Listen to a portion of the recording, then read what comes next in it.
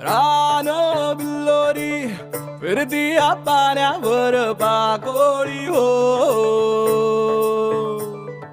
भरल्या आभाळी मेघांच्या ओल्या चिंबकावडी हो.